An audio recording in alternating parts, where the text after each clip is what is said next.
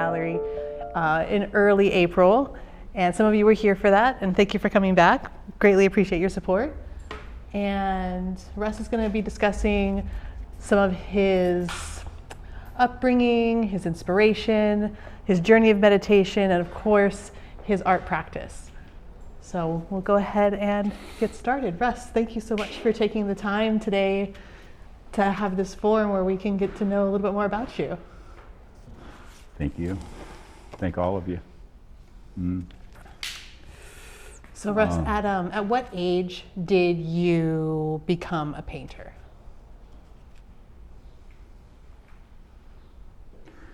I think I was born with a paintbrush in my hand, sorta. I mean, it was that, like, I can't ever remember a time when I didn't paint or have some paint supplies in my hand. From, I think my mother must have done it at 2 or 3 or 4, but by 5 or 6, I was painting. And and like every coin that I found, every dollar that I had, and my mother, art supplies as well. But if I had money, my money went to art supplies. That was relentless to get them. So it's just always been, I don't know if it's an obsession, I just had to say it. Like I really like sitting still, and I like being quiet, but I like to paint or create, you know, and it became such an obsession that my mother finally, wherever we would move to, wherever house, I just had free reign of the walls. Really? Yeah. So whatever I wanted to paint on the walls, and I didn't paint all the walls. I mean, she was an interior designer, so she was really about her environment. But there were walls within the house that I could just draw on and paint on, and so that became my canvases, and it's just expanded from there to, you know, my whole life. And I think probably by like 9 or so, my mother introduced me to somebody that really started teaching me and really guiding me in some direction. And so that was very instrumental. And that was for about 4 years. But I just always did it. And I never have not really done it other than when I've chosen to take a break from it. So what were some of your early creative influences?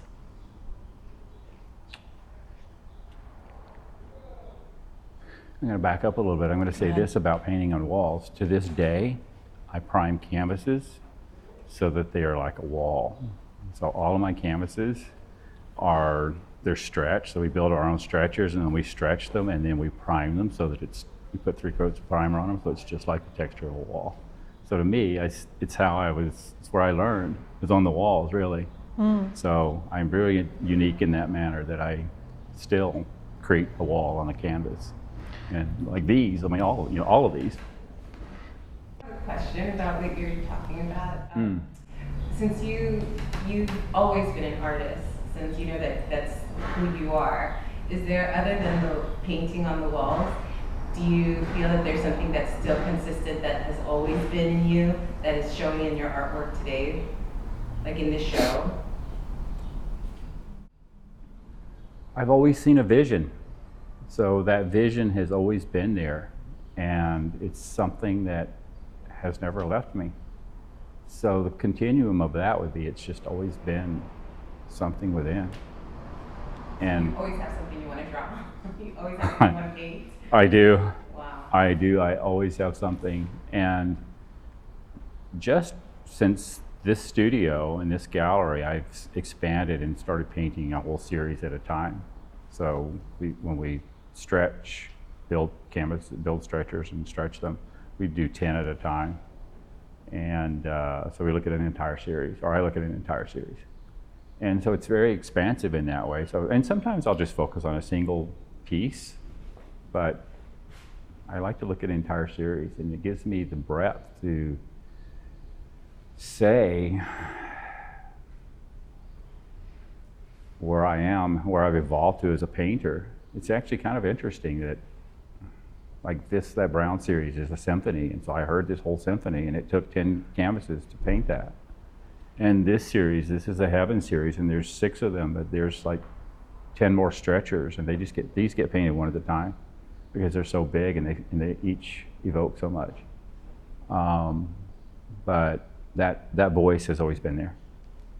And if I find that if I don't say it, I kind of can't stand myself. Like I have to paint. But I find that with really good painters. I think I was just having a dialogue with the painter that we represent, and it's the same for her. She has to paint. If we don't paint, if I don't paint, it's too much to contain. So, and I think also, I would like to say, well, I'm the visionary and I see this and I do this and but I think in reality it's the reverse. I think it's just saying you have to do this. So it's bigger, it's greater than I. And I just feel like I'm the conduit. Like it certainly tells me. Every painting tells me what it wants to be. And so my job is to listen and execute. And stand back and observe. It's, and then finally know when it's finished. And that's, every painting knows when it's finished. And that's a very interesting thing. I think that's a very interesting thing for all artists. When is a painting finished? And there is a finality. It finally says all it has to say, and we all know that somehow. But to answer your question, the voice is always there.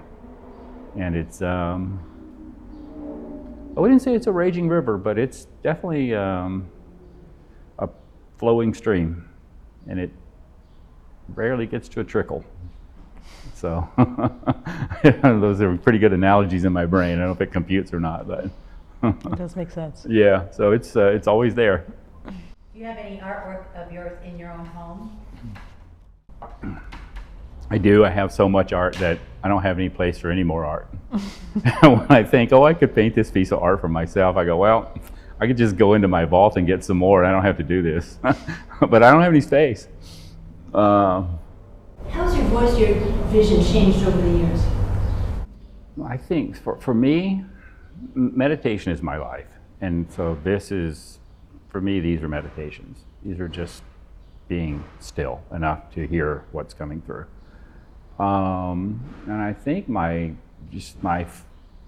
focus internally from living in silence for so long, I'm just able to see a much broader spectrum. But my styles haven't really changed very much since the 80s. I moved to New York in '81, and I studied with a really good teacher who was a realistic teacher. Her name was Barbara Adrian, and she was an exceptional realistic teacher. And I realized while I was studying with her that I'm not really interested in a hand being a hand or a face being a face. I'm interested in what the frequency of a human being is, and from that frequency, what is their color? What are their shapes? What are their movement? And I ultimately said that to her, and I'm just not interested in painting a face or a hand. But the human body itself, the energy that a human body conveys, or the colors, or the shapes, or the frequency that we all vibrate at, I'm really in tune with. And so sometime, or maybe by '84 or so, '85, I was really starting to paint that, and I still do. I just paint on a larger scale, and more of them at one time. Does that answer your question? Did Barbara get frustrated with you not wanting to paint the figure? Or did she just accept that that wasn't what that you were there for, even though that's what she was teaching? Yeah, she was she was very supportive of it. Oh, She realized that I didn't have anything to learn from her that was in that manner. And it's interesting now because if realism were going to be a part of my life, it's starting to become more so at this point. I think about it more so at this point than ever before. It still hasn't made itself into my work, but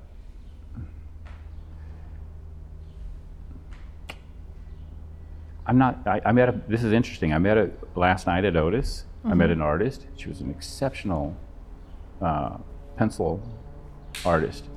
Exceptional nudes, just exceptional. And she said, I went to school to be a painter, but I can't paint, but I can draw really well. And I said, that's actually really good information, because I can paint really well, but I can't draw really well. And so, and if I do, it takes me a really long time. And I like to move fast, and I'm efficient, and I like to manipulate color. And so that tedium, I don't know, for me, I don't think it's tedium for most, but for me, that tedium is just like not super interesting. But Barbara saw my vision, and we remained friends afterwards. I just, I actually got really lucky as well, because I had an Italian master who, I had a studio on Houston Street, and he was a studio above me. And I was getting on and I hadn't lived in New York for very long, maybe a year. I was getting on the service elevator one morning, which was what took us from the ground level up to our studios. And he got on this, he just happened to be getting on at the same time, and he was the sweetest little man. He was like a little Italian man. And he always had his paper bag lunch that his wife made for him every single day. And I didn't know all this at this time, but when I would see him, you know, sometimes in the morning. But he got on the elevator that morning, and he said, kind of, not verbatim, but he said, I've been watching you, and I'm going to teach you everything I know before I pass away. And I was like, wow. Like, I was wow. And so he's like, start coming up to my studio. And I did start going up to the studio, and I started apprenticing with him and studying with him. And he just let me be and let me do what I wanted to do. And he also guided me and taught me all kinds of things. He'd been trained in Italy in the 1920s. And he just taught me so many things. But not like you're going to sit down and learn this, just by being in his studio and by being with him. And that was probably my greatest, you know, the beginning of my really starting to understand who I was as an artist, and the skills that I have. Because I like to do a lot of things. I like to design furniture. I like to design environments. And it's the same and I have really exceptional carpenters that make all of my furniture, like the very best carpenters in the world. Just by luck, they just came to me. And so, him allowing me to do all the things that I was good at and use my hands and just be involved, I think has just telegraphed through my whole life, so that I have the confidence to do it, and I just do it. I can see it. So, and I have people that, especially with furniture, that can execute it really, really well. But that was probably more of an influence than Barbara was. Okay, because I was going to circle back to the question I asked you. You said you had someone who taught you when you were 9, that kind of taught you some basics. You had Barbara, and then you had the Italian master. Johnny. So were there any other creative influences that you had when you were younger, maybe even prior to the person who taught you when you were 9? My mother. I think my mother just allowed me to be, and gave me art supplies. And she also would always say to me, if you can find any coins in my purse, you can have them. And so I would always go through her purse digging for change. And when I got enough money to have art supplies, I was like, okay, let's go. And I would be relentless until I got taken to the store to get my art supplies. So to this day, I really love quarters. Now, I know that you are very passionate about gardening as well. How did that influence come into your life?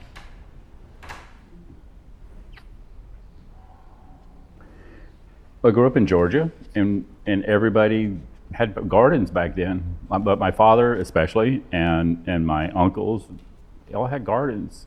And no matter where we lived, we had a really good garden. And it was the first thing that we always had was a garden. My father was always like getting the manure, getting all the stuff to mend the soil, till the soil, and we had a garden. It was always organic. But my uncles did too. And there was just always an abundance of fresh food grown from the garden. It's really interesting that all the men in your family were the ones that did the gardening. Yeah. But all the women, all my aunts, especially on my mother's side, all the aunts like ran. it was like the matriarchy. Like they ran everything. The guys just did it. They went to work and they did their thing and they made their gardens. But I grew up in a matriarchal society, so to this day, I see that clearly. Like we're a matriarchal society because of that. And they were really powerful. I mean, they were really strong-willed. All those women were really strong-willed back then. So, but the garden, I love making soil. Like it's an obsession to make soil. And I have a really beautiful garden because of it, because plants love really good soil. True. And it's, I have a raspberry bush out front and it has these really big black, it's actually a cross, it's boysenberry between raspberry and blackberry. And it has these really big berries on it. And you're welcome to take some if they're right. But Victoria, she's out there. Sometimes she's like, got any berries? And it's because of the soil, right? So.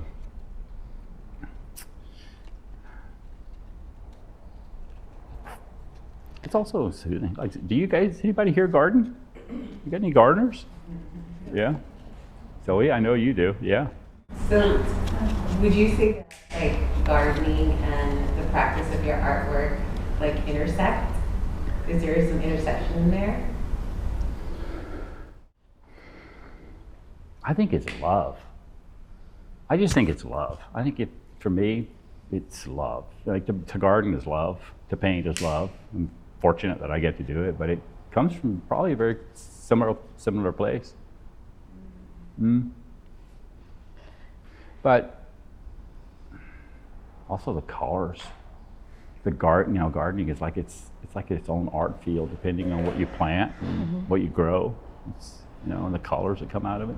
So what is your favorite color personally, and then your favorite color to work with when you're painting?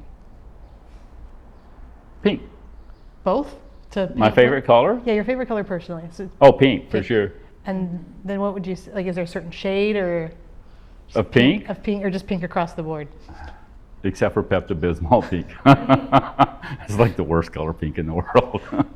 And then what And about? I saw a truck recently of that same color, and we were at a coffee shop, and I was having just having a conversation with this person, and we both looked at that truck, and we both went, "Oh my God, this is the worst color pink in the world."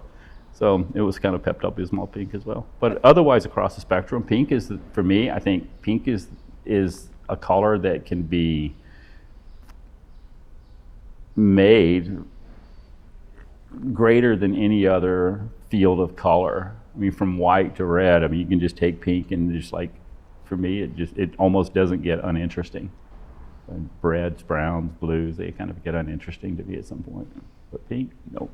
So when you're painting, do you also prefer to work with pinks, or is there a different color that once you get it on the canvas, it just like sings to your heart? I never know. Okay. I really never know. No, I don't think I have a favorite color that I really like to work with. I never know. I think it's just, I like to have a spectrum of colors. And I think it's just, it tells me that like I'm working on a series right now. I just started, and I started with these really vibrant reds.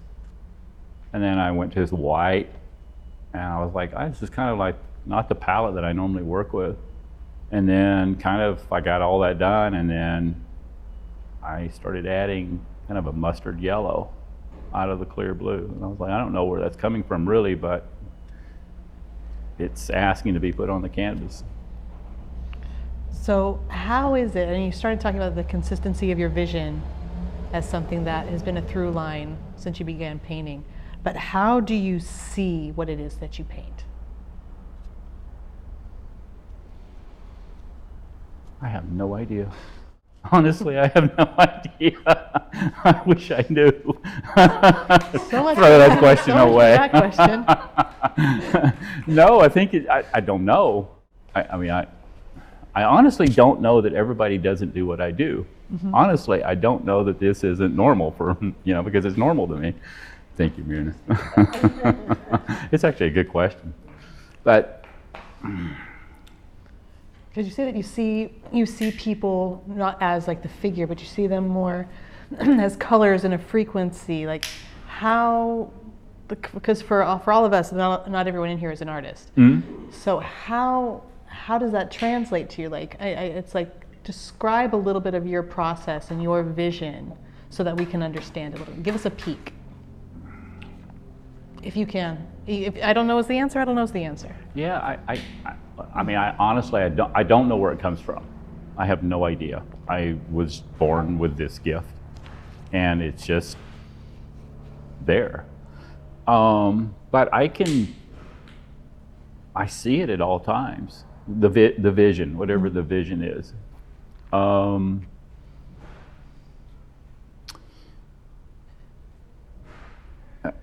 When the vision is really strong, I have to say it. I have to paint it. But I can't. I don't know when that's going to happen. It's kind of always there. It's just at some point something gets so strong that it's like I have to say it, and I have to say it right then and there. Otherwise, it's kind of maddening. So once you do begin with that process, what sustains your focus as a painter? Meditation. Because this is an interesting thing about meditation. From where I am, I've lived in meditation for really deep meditation for cumulatively almost 23 years of my life. And so where I live, because of that, is in a really, really deep state of stillness. And the vision's always there.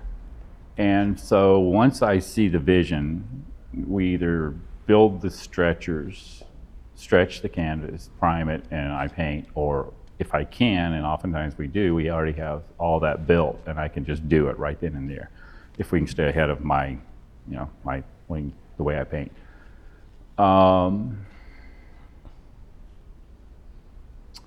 But the focus is, there's nothing else in my mind but that. There's no other noise or chaos or thought. I don't watch any media, so it's just that, and it's just there, and I'm obsessive too. When I want to do something, it's obsessive. I would say, yeah, I'm pretty focused. I just like to get it done. And really efficient. I just like to say it, and it makes me like it's like an itch. I don't know. I don't know how else to describe that, but it's like if I don't do it, it's like my frequency's off. So, but all those things lend to my being able to hold the focus for the time period.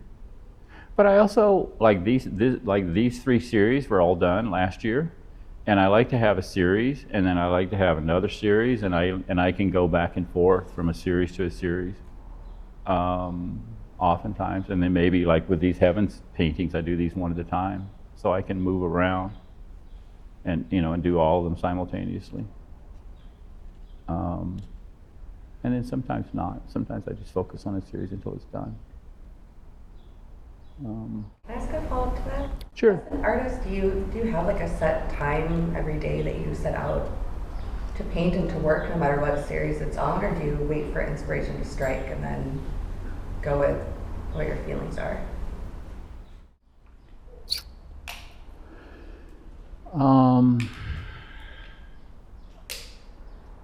There's a lot of things that require a lot of my time right now, with the gallery and with all that Victoria and I do together. So I'm disciplined for 12 hours a day. I don't oftentimes get to paint for 12 hours a day.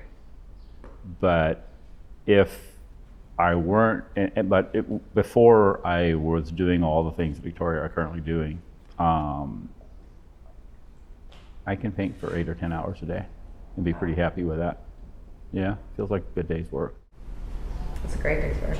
I have a question. When you start on a series, do you work on one painting at a time? Do you work at 4 at a time? What do you do? These paintings, because they're saying so much and they're so big and they're so deeply focused, I usually do these one at a time. I did have 2 of them going simultaneously, but having these on easels in the room, and they take up a really big footprint. Mm-hmm. So usually these one at a time. But that series right there, the overexposed series, I painted each of those simultaneously with the other one beside it. And I had them all on the floor, so I got to paint them all as an entire series on the floor. Okay. So it depends. Like that series over there, those were done one at a time, all together as a group. So it varies a little bit with what series. The series that I'm currently working on, there's 6 that I'm doing at once right now. And then that's the rest of them back there. There's 6 more. I don't know how those will get done because they're so big, but the smaller ones, they're 4 by 5. There's 6 of those being done right now.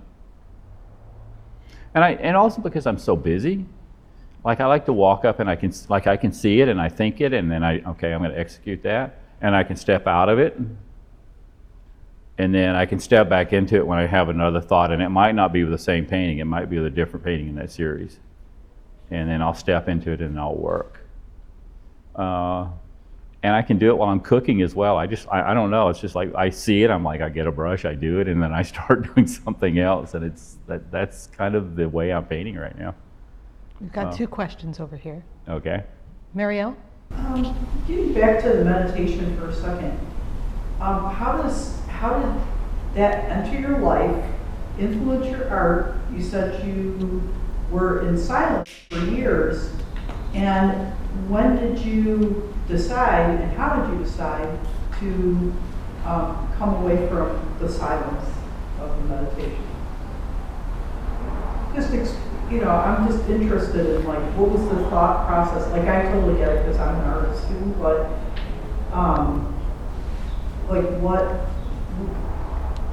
what caused you to get into deep meditation and breathing?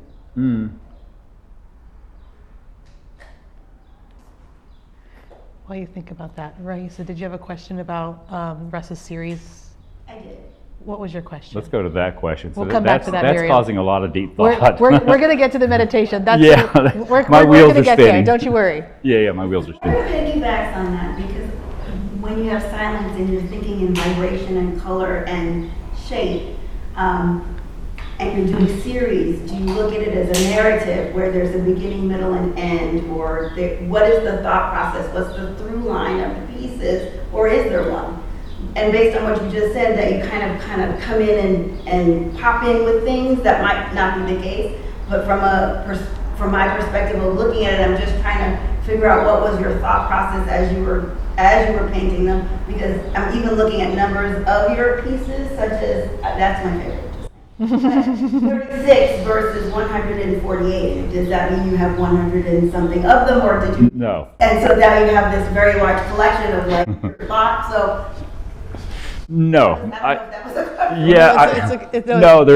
Yeah. This series doesn't go from 1 to whatever it ends at. No, the titles just come up as I'm painting them or after I'm painting them. So there's only 7 of these, and I don't know if there's a number 1 or not. Maybe there is. Not yet. Maybe this is number 1.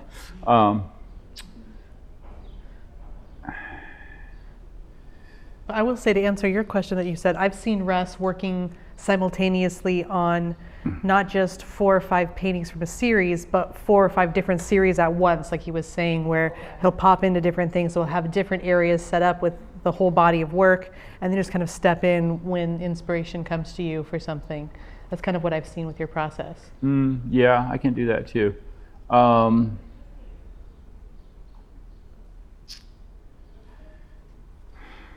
Well, it's this. I've never woken up 2 days in a row where they were the same. I don't know if anybody else in this room has, where you go to sleep and you wake up the next day and you're, I'm still the same as I was the night before. I'm not. I'm never that. I've never had that twice, 2 days in a row. So for me, there's not a continuum necessarily from, okay, so what is my point? If I'm working on like that series, the symphony series, that series was on the back side of this wall in my studio, and there were 10 paintings, and I painted all of them pretty much over the course of last summer. And I stayed really focused on them, and I didn't know anything about, I'd never painted in that color brown before, and I got all this really cool asphaltum brown, or it's just called asphaltum, but it's a really deep brown. And I got this paint, and then I was like, I started putting it on the canvases, and I don't really paint in that palette. but then I did all of them, and I'm like, oh, because there's something, it's telling me that I need to do something. And that something was, there's this whole symphony in my being that I need to express, and instead of turning that into music, I turned it into paintings. But to me, each one of the paintings was a specific piece of music extrapolated onto a canvas. And so for that, I painted that whole series over a summer, last summer, and 2025. But this series, I have been working on probably since last summer as well, or earlier last year. And it started with that painting back there in the back. And it came from a really, really deep place of pain, like a really, really deep place of pain. And Victoria was here, and it was really like I was crying. It was just I was really painful. I was like, I have to say whatever this is. And I said to her, I'm going to show you what heaven looks like to me. And I painted that painting, and I just started putting all this color down that day. And then I left it, and I let it dry. It's enamel, so it has to dry pretty well before you can layer over it. And so I left it, and then I went back to it the next day, and I went back to it the next day, and then so it was for that painting specifically. It was like I was going through this really difficult. It was difficult. I was just going through this really painful period of that painting specifically, and I think that that's something that if you're, I don't know if as an artist, pain is part of the process. Why? I have no idea, but it's not always a joyful experience. And I don't know if that's the case with other people in their lives as well. Life's painful. I mean, we know that. But that painting specifically came from a very painful place. And I stayed with the pain of it until I was finished with the pain of it. And as I finished the pain of it, the painting came to life. Do you find it ironic that the word paint contains pain? Why? I don't know why, but Well, I think a lot of artists sometimes paint their grief or strife or their pain, and the cathartic process of working with paint, I think sometimes translates that pain into something else. Would you agree with that?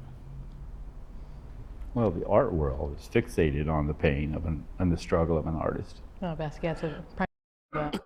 Basquiat's definitely a prime example of that.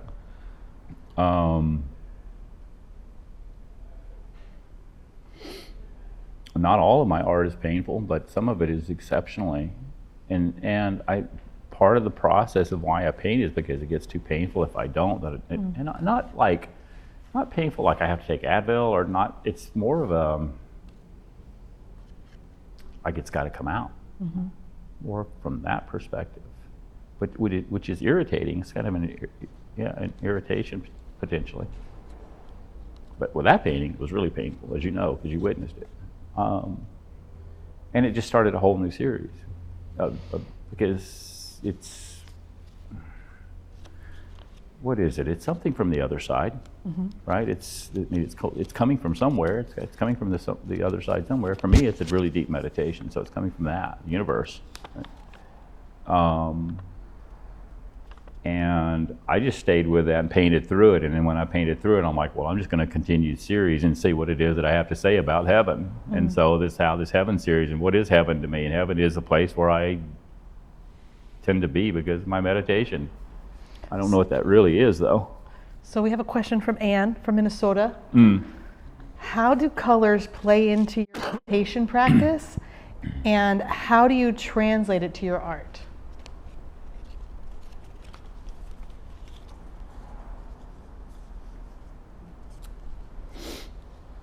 Because you're talking about the browns that you were using for the symphony series and how that kind of was an inspiration itself, but do you find the colors in your meditation kind of bleeding over into the art you create? I think it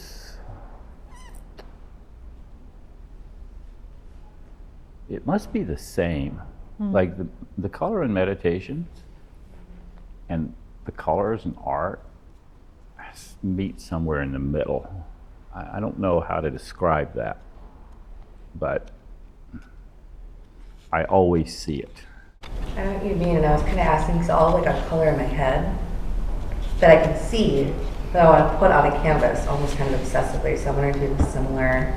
So are you a painter? Yes. Okay, yeah, so you'll same see a thing. color and be like, I need to make this real somehow. And you like, can't- you can't. And there's no way that you can Yeah. ignore that, right?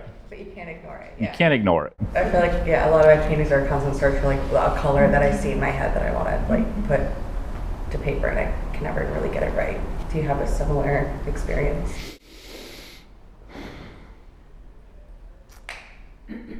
Wait, when you say you can't get it right, do you struggle with finding like what that? Always more special in my mind's eye, I guess. Like it's hard to translate something that you see in a vision to like a specific color. And I always, when you said pink was your favorite color also, like I felt that, like there's like a certain like pink that I just can't ever grasp, but I see it all the time and I try to get it, and I feel like it's always like just an exercise. I'm trying to like get this perfect color that I see that I never really create.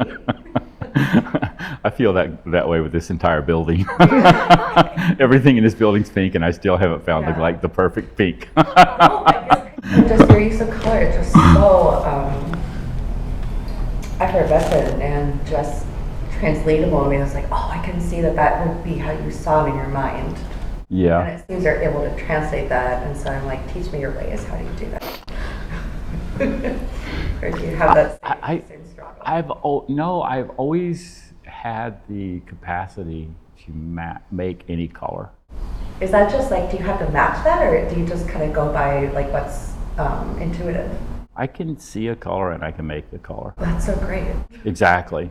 I can also match any color in the spectrum, like so that like if I had to match this chair, you would not be able to see it, or this orange. Look at it, be like, oh, that just needs a little more. It needs a little Red. more red, Yeah, or yeah, some blue or some silver, or yeah. That's And incredible. yeah, and it's just like one of my brain is like a computer matching system. That's great. Yeah. Yeah, and it's just a gift. I don't think you can train somebody to do that. Although if you want to make pinks one day, I'd say come to the studio and let's make pinks till your heart's content. Pinks are the hardest and most beautiful. Yeah, you're welcome to come over here one day and play. I will keep you up with that. I mean, seriously, I got every type of paint you can ever want to paint with. Yeah, you have a question, Mirna? Yes, your question actually sparked something for me. I do not meditate like how most people meditate. And so I'm curious to know, in your practice, kind of how you were talking about color. Do you meditate in color? Do you meditate in shapes? Do you meditate? How does that compute to, or I guess how does that translate into your canvas? Because that's what we're looking at, and I want to know how that translates for somebody who doesn't practice meditation. I think as we're also segueing into meditation, we've been hearing the word silent meditation, and most people will consider that, oh, that's like the monk's vow of silence, of not speaking. But Russ, what does silent meditation mean to you?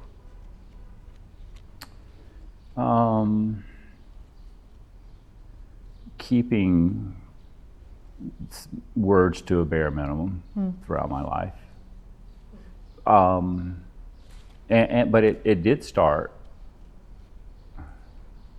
I lived in almost complete silence for 10 years. And I was originally just going to go into silence for a year. And I'd been meditating since childhood, and I think it's this also. Like I don't ever remember when I thought, oh, I'm just going to meditate. I've always been able to sit somewhere quietly, give me some art supplies, and I could just disappear. So there was no example of this in your early life. That was just something that you decided to do on your own.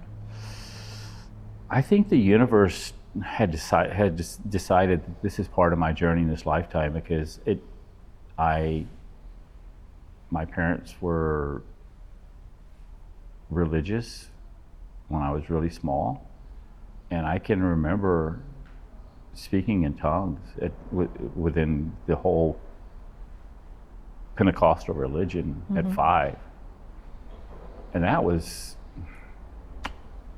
like otherworldly. And so that, and then I could just always sit really quietly.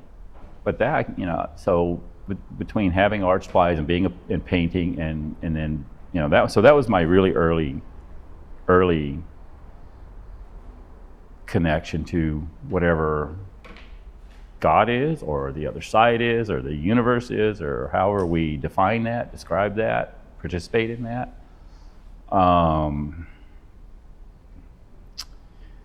And it's just, there's been some aspect of that that's been present in my life since childhood. But ultimately for me, I'm not religious, and so religion doesn't have any bearing in my life whatsoever. I'm fascinated by other religions and teachers and what they have to impart. But it was always really stillness for me. And so I was doing it at a really early age. But then and then I moved to New York in my 20s, and one of the reasons why I didn't continue to live in New York is because I wanted to come to California and study meditation with some of the masters that were coming here. And so that was a big catalyst for my moving to Los Angeles, because they all come here. But it's just been a continuum throughout my life. And am I rambling? Have I gotten off of a question somehow? I think you did touch a little bit on what Myrna asked, because she asked if you see like colors or shapes in your meditation, and you mentioned that as a child, kind of your meditation was in the art you would create. And just being really still, Mm-hmm. being really still. I you know, it just has always been. But then I did decide. I had a teacher that I studied deep core breathing with for 8 years, and I saw her 3 times a week, and then she was a dance teacher, and we did yoga and we did dance and we did deep core breathing. What is deep core breathing? Like really, like there's a practice where like if you're doing it from a Kundalini perspective, it's the belly, like it's a breath of fire. But if you're doing deep core breathing, it's from the lungs, and it's really intaking a lot of oxygen over the course, sustaining that over a course of minutes, and it clears out well, it calms the central nervous system, but it clears out the cellular self, because you're breathing so much oxygen that you're replenishing your cells, and so it's really oxygenating the body. So I studied with her and religiously 3 times a week for 8 years, and then did yoga as well, and then did movement also, and so that was an early influence. So you said that you traveled here to California to study with masters. Where in the world have you traveled to study and practice with spiritual masters? I used to go, I think in 92, 93, 94, I would go down to Merida in the Yucatan and stay with the Mayans. I had a friend that introduced me to them, to 2 of the elders that were over the whole Mayan culture. And so I started meditating with them, and then I became friends with them, and then they started inviting me down. And so I would go stay down there. And so I did that for 3 years and got deeply immersed in the Mayan culture because of them. And there's one cave that they would invite me down into, and it's where all the written material that's survived, I guess the Spaniards, the conquistadors, the ones that invaded Mexico, all the written material that survived that didn't get destroyed from of the Mayan culture, it was all hidden in this cave. Sounds like there was a lot of trust there then. Yeah, so then they would invite me there, and we'd go meditate in that cave, and it was just a really deep, dark cave, and I mean, you couldn't see your hand in front of your face.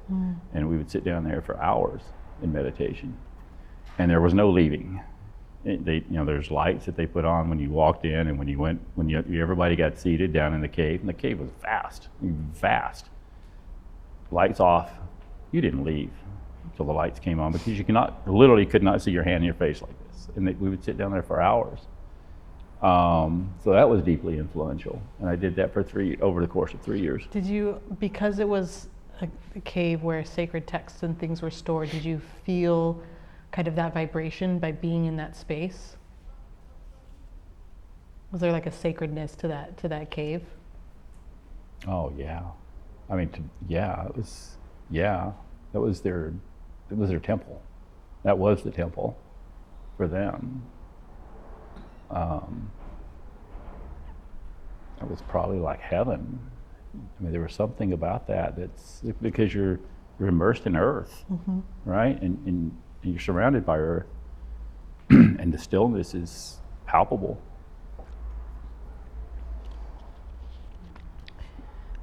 Yes, Risa. This is kind of a back and forth. What is your relationship with water when we're speaking about vibration? And there's a reason I'm asking, so I won't finish my question.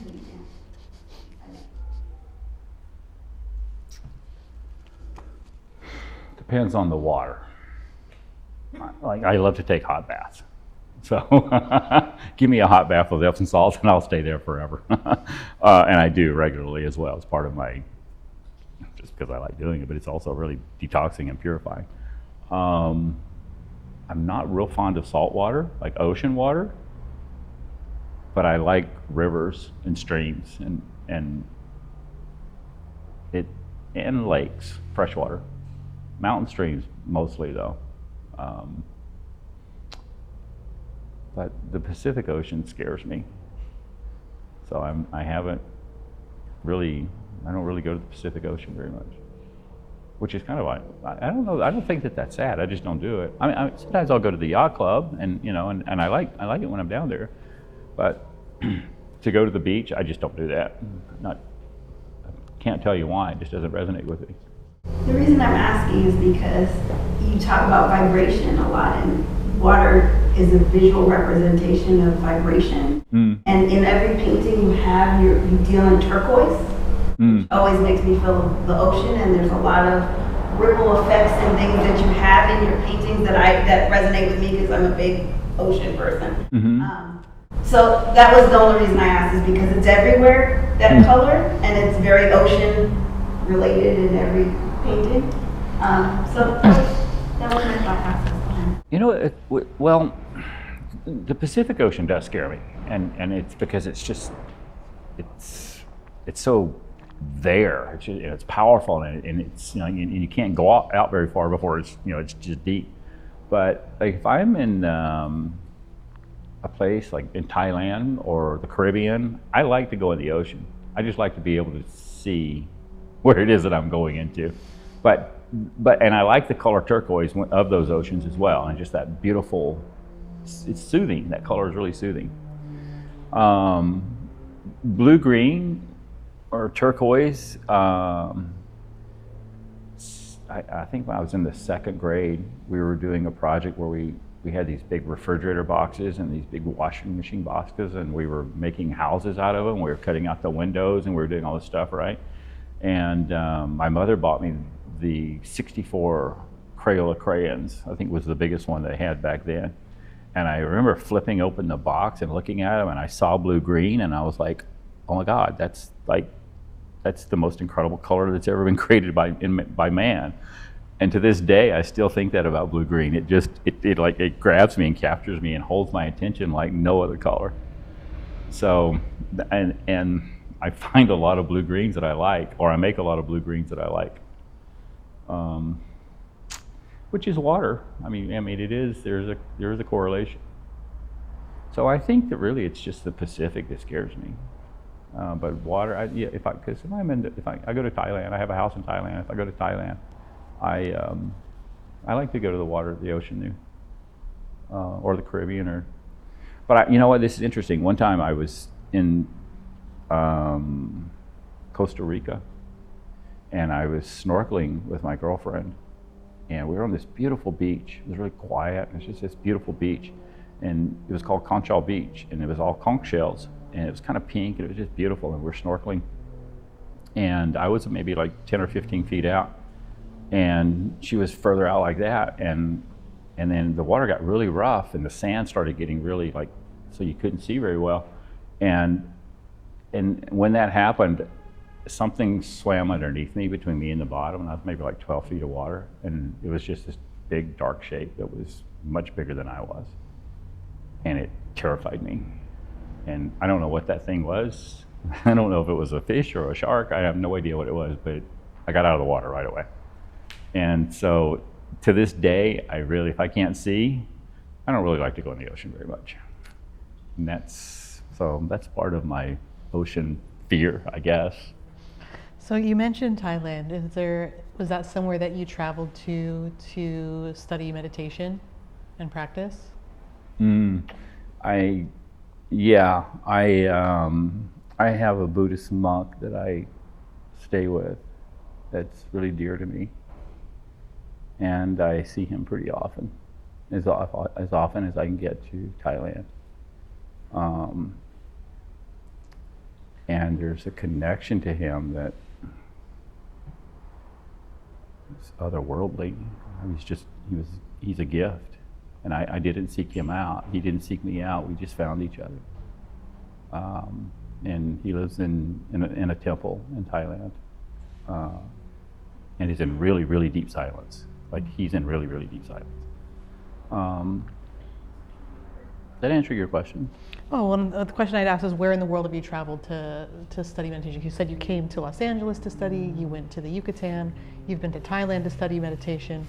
Are there any other places where you have gone to gain more experience and knowledge in regard to your spiritual practice?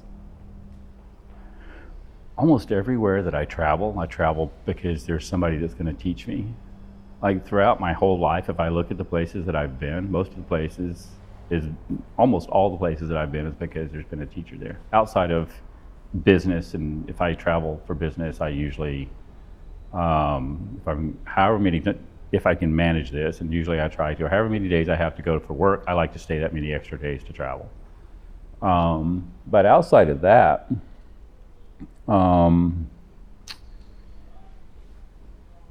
I like the Yucatan and Thailand, but mostly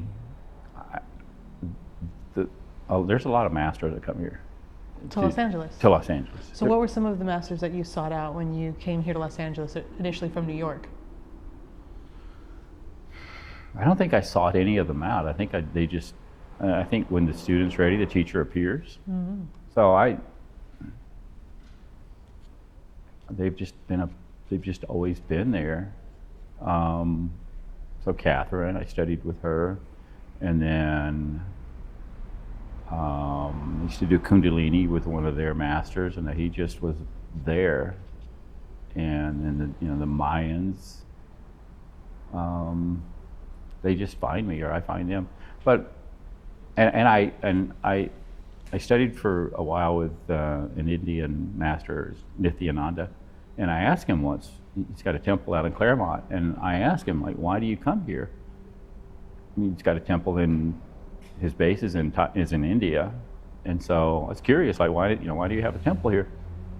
And he said, because of the vibrational frequency of Earth in Los Angeles, which is something I'd never thought about. I'd never given this any thought whatsoever in my life. But he said, Los Angeles vibrates at a different frequency. And it makes sense. We have earthquakes here. We're on a fault line.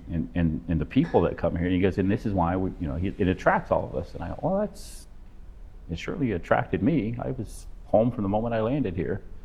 I've never thought about that. But after he said that, I thought, I grew up in Georgia, and almost anywhere that we lived, we could dig where there was a garden or just be playing or whatever, and we would find something that was a Civil War relic. Almost my whole childhood, whether it was bullets or buttons or whatever would survive, right? So after he said it, I started thinking about that, and I was like, I didn't really enjoy being in Georgia. As a kid, I just never really, and I don't really like going back there that much. It's beautiful, but I just don't like going back that much. So I started thinking about that, and I thought, okay, so the Civil War, slavery, all the things that are in the land, cotton, just all these things that are in the land. It's like, well, the vibrational frequency of Atlanta is very different. Georgia is very different from California, so there must be truth in that.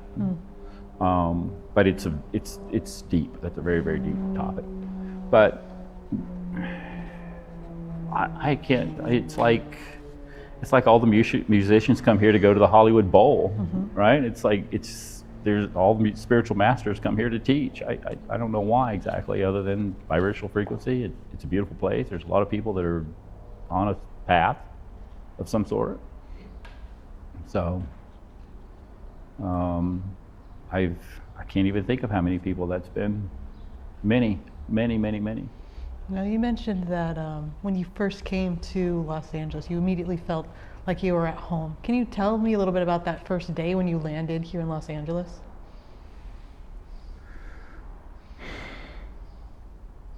I wanted to live in Los Angeles since I was 5 years old. I don't know why, but I can remember clearly from 5 on, a small kid living in a small town in Georgia. I want to live in Los Angeles, not knowing where it was or why, but I just always wanted to live in Los Angeles. Even while I lived in New York, I was like, I really want to live in Los Angeles. And then I got invited out here, and it was February of '89, and I flew out here from New York. It was 17 degrees and sleeting when I left New York, and I landed here at midnight, and it was like 82. I was like, oh my gosh, like why am I in New York? So that was clear very quickly.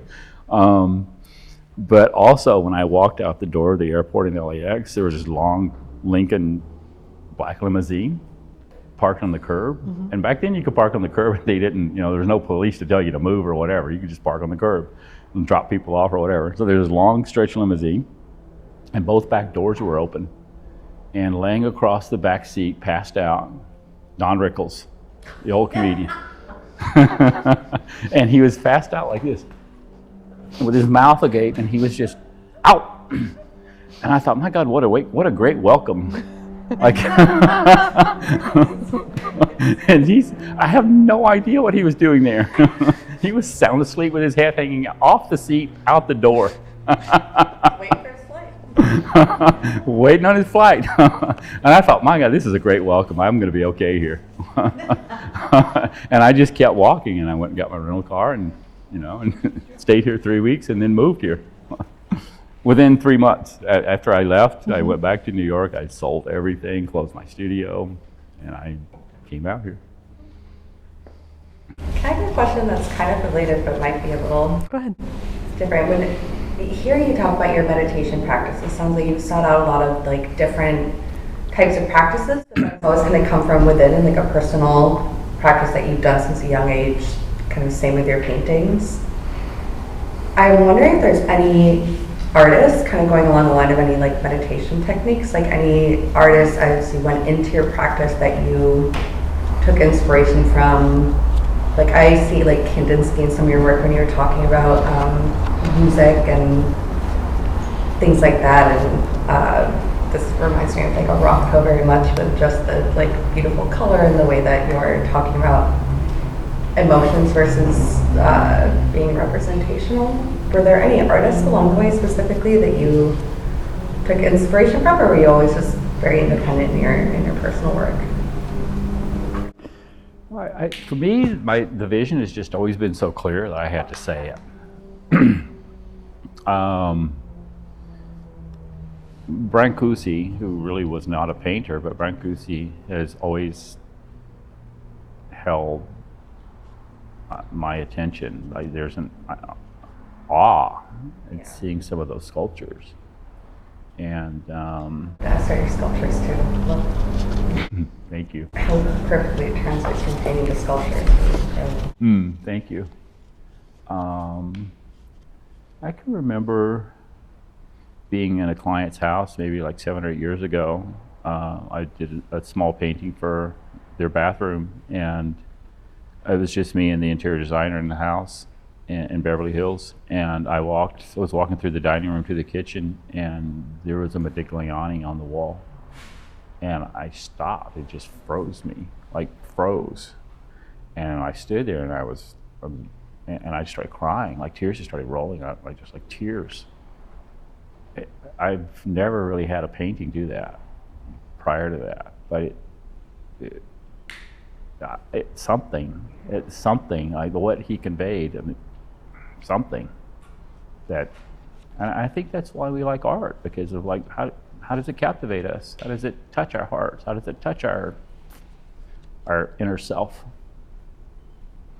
That painting did. And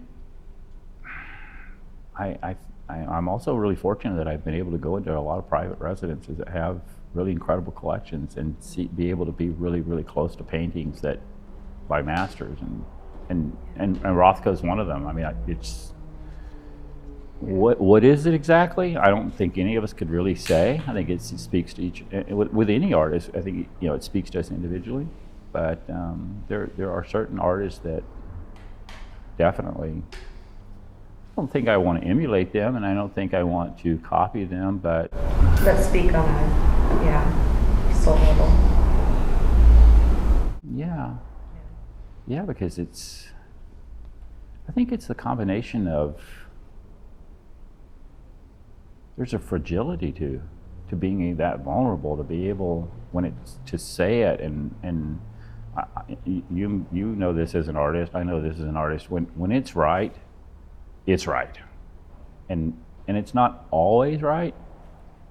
There's just a place where you have to be with all of it, but every artist that I've ever spoken to, that when I think it's why we really paint, is to be able to say, this is what the fragility of myself is through art. And it's what captivates people.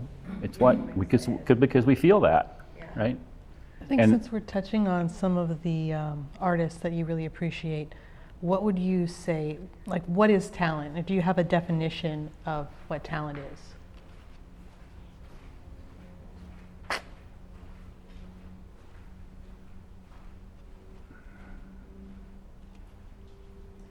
I don't think we know. I don't think we could really define talent. I mean, what is that? That was your question. What do you mean? I don't know. You have a question. I mean, talent. What is talent? I mean, clearly some of us are born with a gift that's greater than others. Is that talent? Is the fact that I know how to use a paintbrush really, really well, is that talent? Or know how to color match perfectly? I can match talent. color perfect, yeah. That's Is talent. that talent? Yeah, I guess it is. I have a question about the rabbits. What is that all about? Well, they're prayer bunnies. Prayer bunnies. Prayer bunnies. They're prayer bunnies. Yeah, they're all in repose. They're all in prayer repose. I just think they're fun.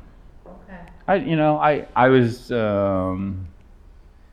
had been drawing them, sketching them. I'd just been doing that, and I was like, there's something here. I'm not sure what that is. So how do you make them? What do you do with them? What are they? We cast them out of resin and bronze and aluminum.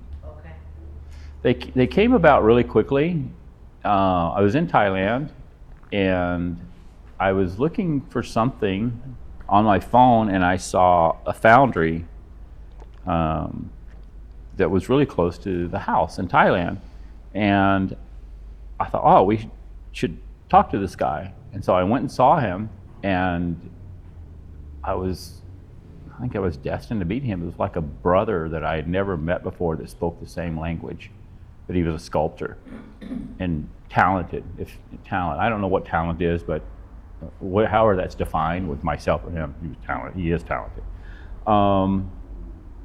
And he makes these giant sculptures that he sends all over the world, and any and everything. But he does it on a commission basis for clients that want anything. And so they can bring him a design and he'll make that. It's not specifically his piece of art, although he does that as well. And I told him, I said, I have rabbits that I want to do. And he goes, oh, well, let's 3D model them. And so literally I sat in a room with him and a 3D modeler, and we 3D modeled it and looked at it on a computer screen and made it. And then we printed one, and then from printing it, we refined it in person, and then we were able to cast them, make a mold from them and cast them. And so I was in Thailand twice, back to back, last year, and we did all of that, and then he made them, and then I went back to Thailand and brought them back with me. But I just kind of like that they. Just a bunny, it could have been a dog, it could have been a cat, but a bunny. It was a bunny. Yeah, exactly. It's just a bunny. I don't like them. They're in prayer pose, and they're sweet. And I have bunnies out back as well. I like rabbits. Yeah. Yeah. Yeah. So, Yeah. Myrna, you had a question. No, they're not. This A one is couple a- questions ago, you were kind of going in this vein, so it made me want to ask out loud, because I wanted to find out, or just be said out loud, how you came across the name of this exhibit, like how you developed the title of this exhibition. Through the Veil, 25 years in silence. Yes, like, why the veil?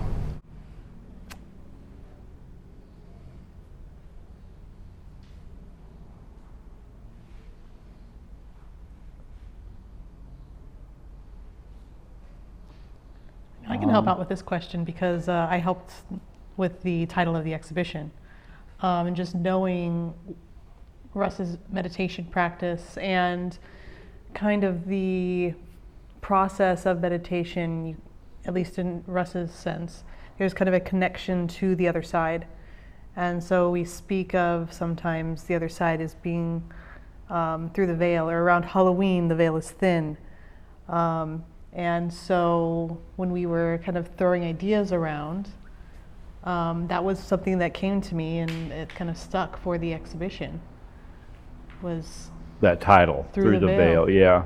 But that is, for me, it's a really, really thin line between reality, this reality, and the reality of my living in a different place as an artist or as a meditator. It's a really thin veil, but it's a scary veil too. Like to pull ourselves back and look at who we are within and what our fears are, what our pains are, what our griefs are, what our ancestral lineage is. That's scary. It's hard too. It's painful. And I do it on a regular basis, and I relentlessly do it, and I fearlessly do it, and it's hard. It's hard as hell hard, and it's scary, but it's a veil. It's, there's some part of me that goes, I'm here, I'm a human being, and there's another part of me that goes, well, I'm also connected to a much, much deeper place within this Earth universe. So the veil, if I'm understanding correctly, the veil is the beyond, like what is tangible, literal, and the veil on the other side is what's beyond and further, and so on. Continuum. Yeah, the continuum, yeah. Of just looking at self and looking within, and That helps me understand your work when I hear your response of like what the veil is to you, and understanding, I mean, because you know each other, so you understand how Russ already had that idea, but now hearing that, the title of the exhibition makes a cohesive, like, piece, Yeah. This exhibit,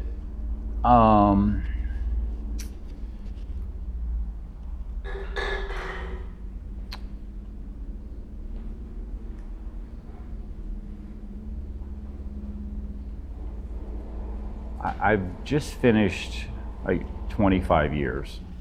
I didn't set out to ever say I'm going to sit in silent meditation for 25 years. But it has been 25 years of really, really deep silent meditation. And coming out of that, and the gallery taking place the way the gallery did, the timing of it, and all of it.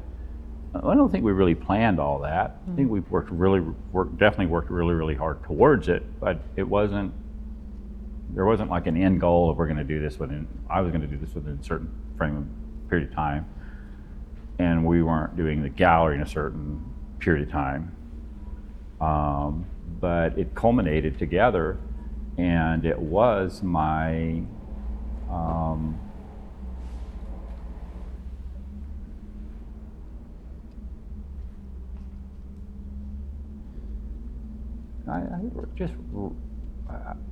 I guess the recognition of having done it.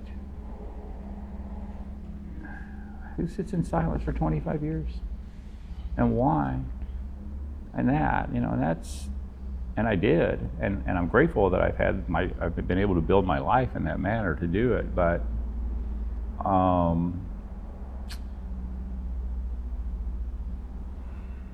I think it's just the culmination of all of that coming together at the same time. Was the title of the show, kind of was how that fell into place.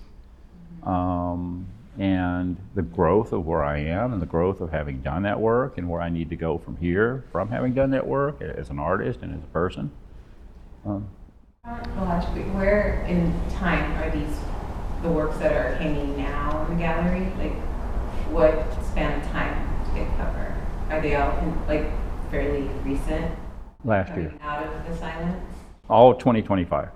So this was all three of these series were painted in 2025. Yeah, it was kind of the end of, I just started having, like, there's things that I've worked on in meditation for periods of time, and I work through that, and I clear that up, and I move on to something else, and it's just been that's just been part of the process. And then there's, you know, and I've looked at all kinds of aspects of my life and my ancestors and forwards and backwards, and, like, you know, ancestors going back 12 generations. I've done a lot of that spiritual work, and then look at what I have to say and what I have to dedicate to the 12 generations going forward. And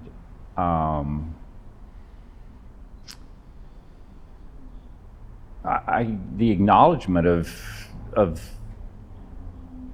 the finalization of that was, there are like 2 or 3 or 4 different things that were really personal to me that I'd worked on and looked at in meditation and really focused on, and to break through and to clear it all up. And some of those things were 20 or 30 years. One of them was actually 40 years. So 25, 30, 35 years I've been looking at these things, meditating on these things to heal.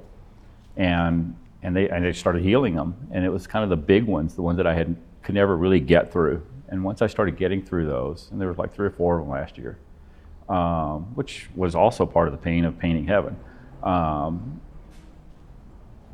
I did the work, right? And so once I realized that I'd gotten to that level of my practice, there's not that much left that there's a few things that I'm still looking at and working on, and, you know, it's like I'm really focused on. But most of those meditations have cleared up my life or healed my life.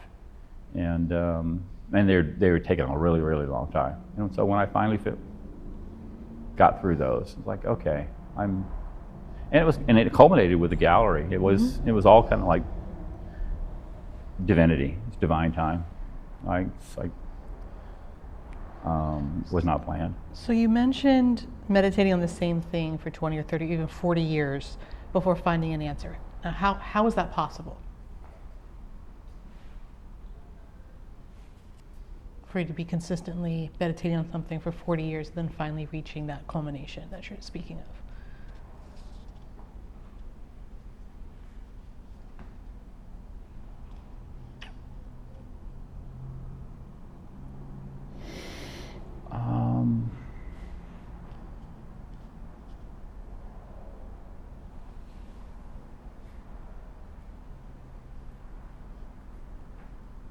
I think that I don't know. I'm not sure I could put that into words.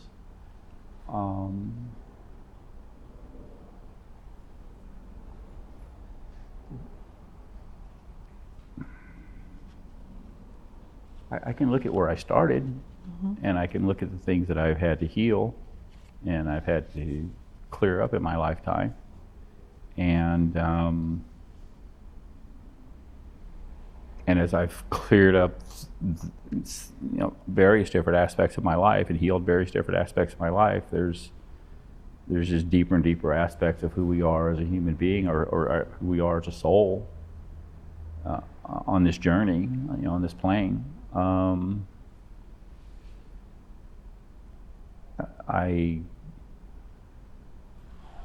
Anger. I mean, this is a good example. Anger. I was really angry as a child. I grew up in a really disruptive, chaotic environment as a child, and I was really pissed off by it. I was really deeply angry. And I started working on that when I was like 8 or 9 years old. And I was like, I'm going to heal anger in my lifetime. And it took 25 years. And I can clearly remember the day after 25 years where I just broke through that. And I worked on it. I do some aspect of something towards it every single day for 25 years. Whether it was breathing or meditating or writing or something. And that's how long it took. I would like for it to have taken 25 days, but it took 25 years. When you say you had a breakthrough, does that mean that you don't get angry anymore, or is it that something in the? It doesn't control me anymore. Okay. It's that. I still get angry. I mean, anger is an emotion, right? And I'm an Aries and I'm fiery. I mean, I don't know. And sometimes I'm grumpy. But no, it was really knowing that. I can clearly see that day right now. I was walking down the street in New York, and it was just that. I saw it so clearly. It was the breakthrough. Well, this doesn't control me anymore. I've done enough, and I've broken it down, and I've chipped away at it enough that it just doesn't control me anymore. And so that was one, anger. But there's been several of those things like that I've just worked on until they finally just dissipated. And so those are coming to a closure. So is that one of the effects that meditation has on your day-to-day life, where you don't allow certain things to control you anymore?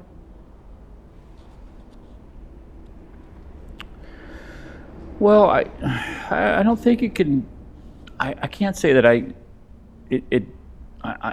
can't. My ego can't say I'm not going to let that control me anymore. Right. There are things that control all of us emotionally, right? Or just in general as humanity. I mean, we're complex. We're really, really complex.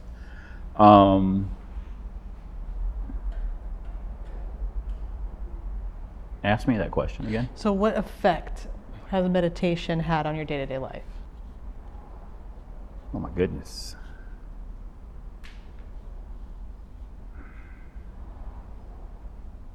Wow. Wow.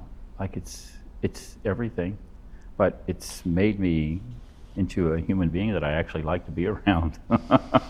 Mostly. I can tolerate myself. I don't know. I don't even know how to answer that. It's so vast. I mean, I spend, my meditation practice this is an interesting thing. So most people, I think when we start meditating, we sit in some pose and we meditate and we breathe and we do that, right? And and we do that however often we do that, whether it's a minute or 10 minutes or an hour or whatever. And at this point in time of my life, because I've done this for so long, my life is meditation. And so there isn't a time when I'm not in meditative state. Because it's just how it's who I am. So it's become a constant rather than an effect. Yeah, it's just who, I mean, I've just done it for so many thousands of hours that it's just the state in which I am at all times. So whether I can be drilling and be meditating, and people don't know this, like people, I mean, you know because you're in the studio, I can be doing almost anything and it be meditation because I'm just always in meditation. And so it's more of, this is just my life, this is how I function, this is what's happening on a regular basis. So I don't know when I'm not meditating. But then I specifically can, like at night, like I specifically carve out 2 hours a night to make sure that I've sat really quietly. And or you know, at night or early in the morning. But all of life is a meditation to me. Now, how does your holistic way of life intersect with the art world?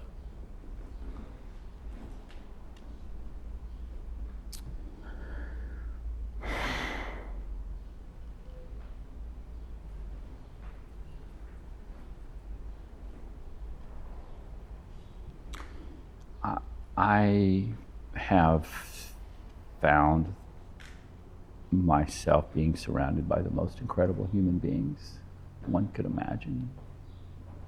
And it's kind of the antithesis of what people think of in the art world, because the art world is cynical, or the art world is full of nepotism, or the art world is whatever the art world is. And for me, it's magic. So I don't know, like that word, the art world, I only know what I've created, and it's magic. And the people that I come in contact with are magical. It's really like, I think you know, there's this misconstrued notion that there's always bad happening, and because the media portrays bad because it sells whatever it sells, right? So there's always something that's not in harmony, or there's people are really good. I don't see people standing on the street corner with knives in their hands or shooting guns on a regular basis. I mean, I know it happens. Yes, bad things happen, but there are a lot of really incredible human beings in the world, and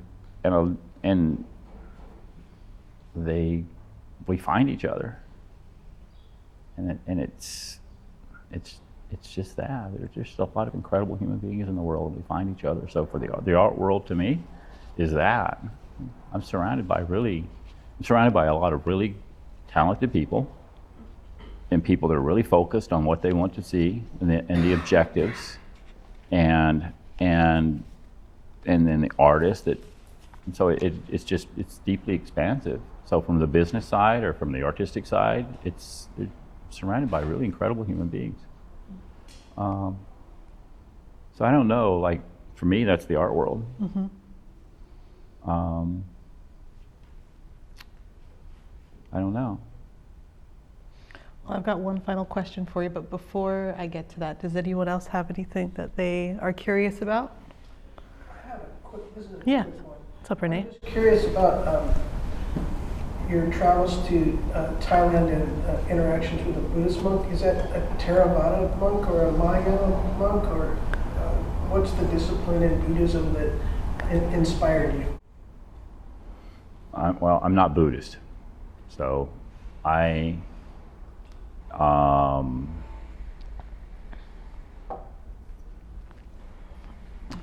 been able to study with a lot of people that were of different beliefs, and I've embraced them, and I've been grateful for them. And then with Long Ta being Buddhist, he understands that I'm not Buddhist, and his teachings to me aren't Buddhism insofar as what he learns from a Buddhist perspective. His teachings are also the stillness of being what it is for us to sit together quietly and sit together in meditation. If I study with him, I have a translator, but mostly we're in silence. So I'm not sure I can answer that question specifically. Asking what type of Buddhist the Long Ta is. What type? Yeah, I wouldn't say that. I don't think that's fair to him. that's fair. Yeah, I think that would be disrespectful. I don't know. Well, I would say that would be a question for him, right? For him to answer if he wants to. To me, he's Buddhist and deeply immersed in it. With all respect to your question as well. No, that's perfectly fine. Yeah.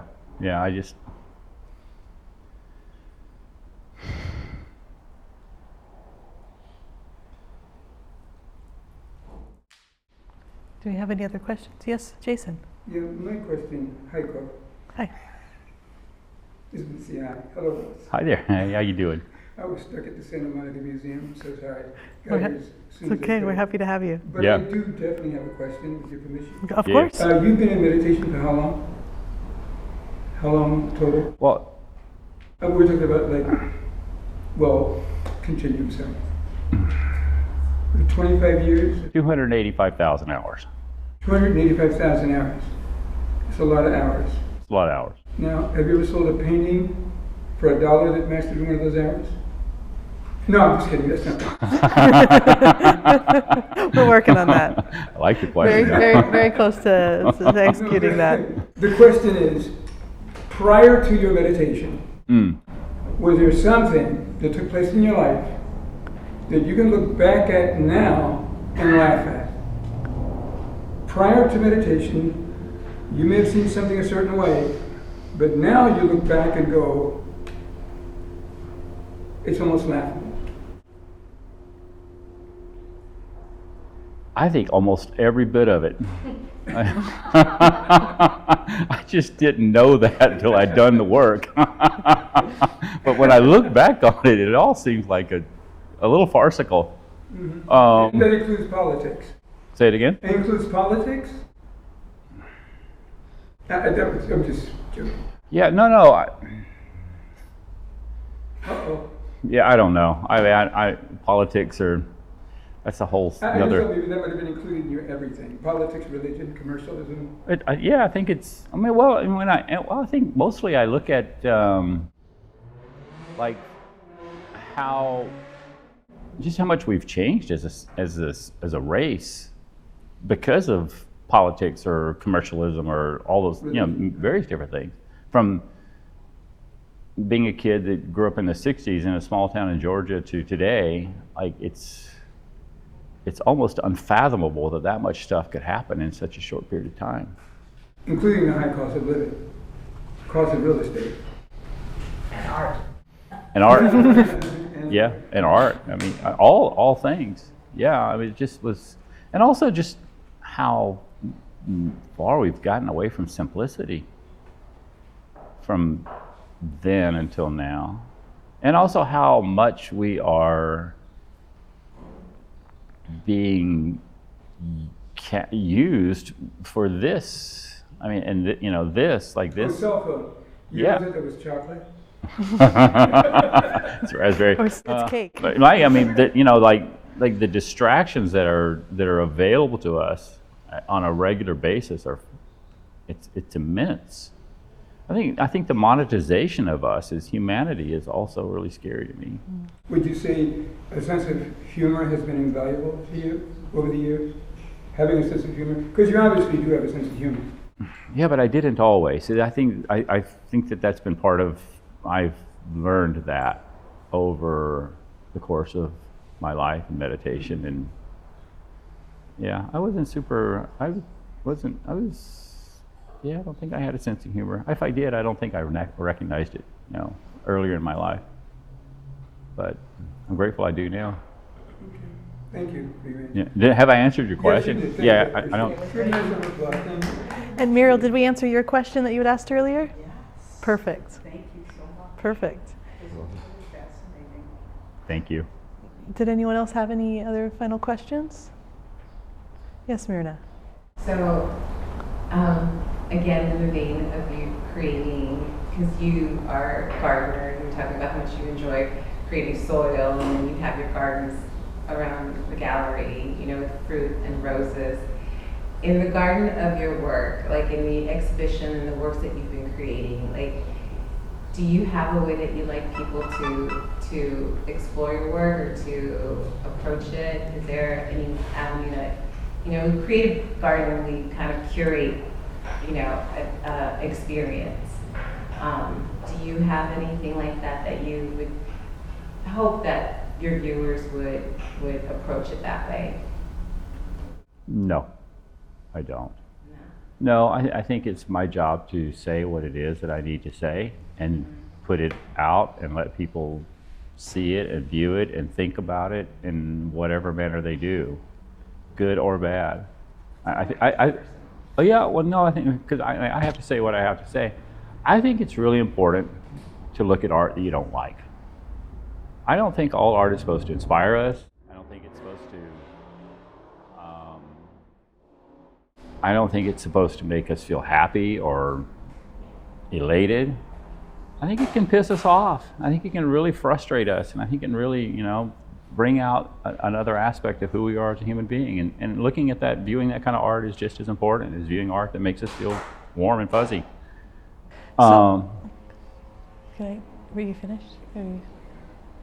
So, no, I'm grateful that I'm able to paint. I'm grateful that people are drawn to it, but I don't think it should always make you warm and fuzzy or have that feeling of compelling you. I think it's okay to be. I have one specific sculpture that a friend of mine would buy today just so he could break it.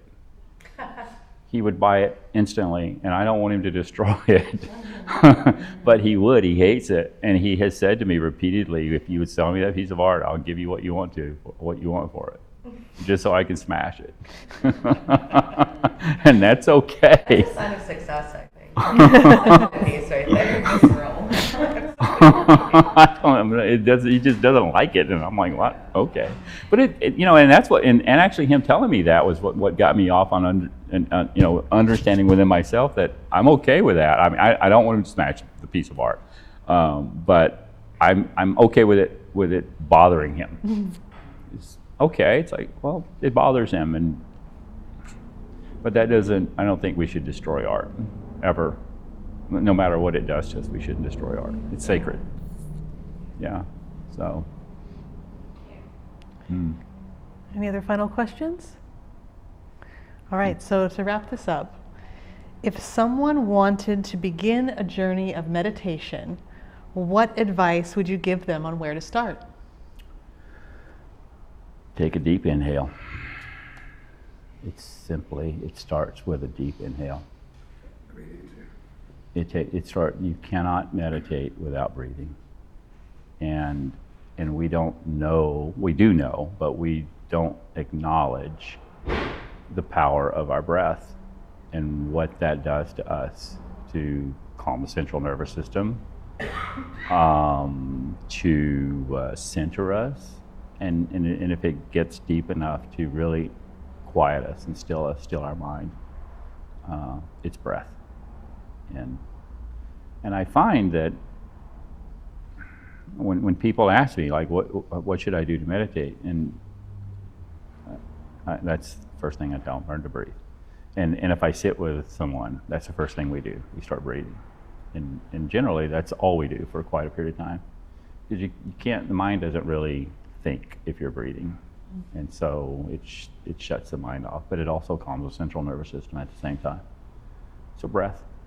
And just a minute a day, like you'd be shocked, a minute a day, 2 minutes a day. I have a client that I said this to her years ago, write this down, put this beside your refrigerator. You're gonna breathe 2 minutes a day in the morning and 2 minutes a day in the afternoon. And she does, and she reminds me to this day that she still has her little chart on her, beside her refrigerator, and she goes, that's all I need. I just need to be reminded to breathe 2 times a day for 2 minutes. And it's enough for her. So, breathing. Well, Russ, thank you so much for your time today, and everyone who's joined us. We appreciate you. Thank you. Thank you.